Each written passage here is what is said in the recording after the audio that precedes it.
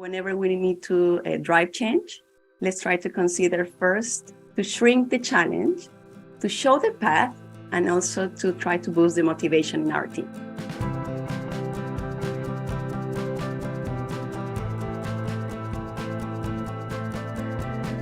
This is a story about change, and it started in the years 2020 and 2021 when we had to move from face-to-face education to online education. And our teachers, as you may remember, needed to learn about new technologies and educational platforms to deliver this online education.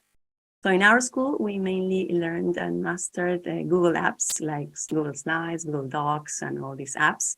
And also we learned other technologies like Screencastify or Edpuzzle to make instructional videos. So those were mainly the apps that we were using. Then at the end of 2021, when we collected the assessment data, we noticed that the student performance had a greater variation than before. So we knew that for the next year, we were going to face a big challenge on this student variation and addressing the needs of each of our students.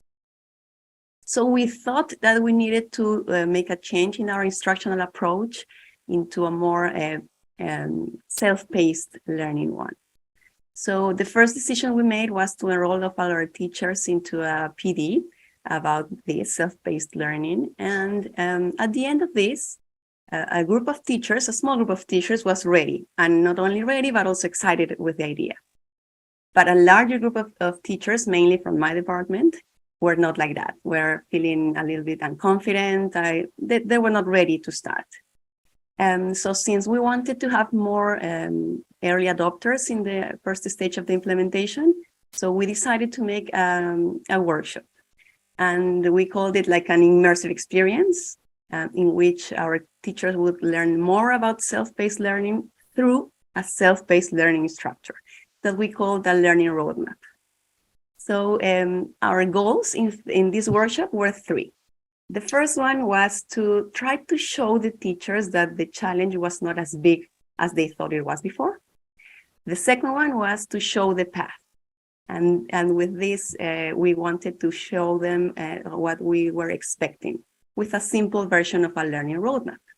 And finally, the third one, and it was really important, was to connect with the emotion of our teachers, to try to switch from fear to kind of enthusiasm to start with this new approach.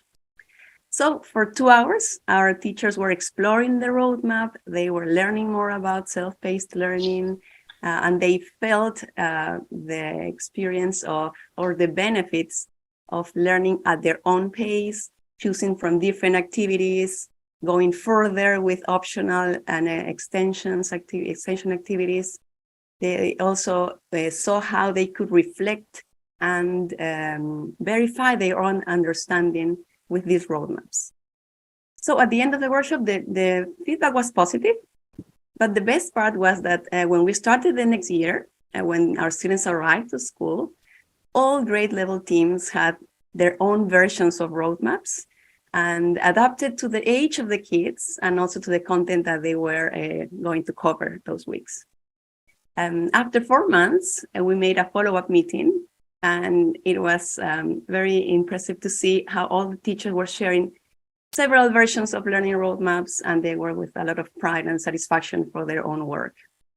Now I can say after 2 years or almost 1.5 years that our teachers feel very really confident on using this new approach, and they are also improving it and setting next steps for this work. So my pearl of wisdom for you today is whenever we need to drive change, let's try to consider first to shrink the challenge, to show the path, and also to try to boost the motivation in our teams. Thank you.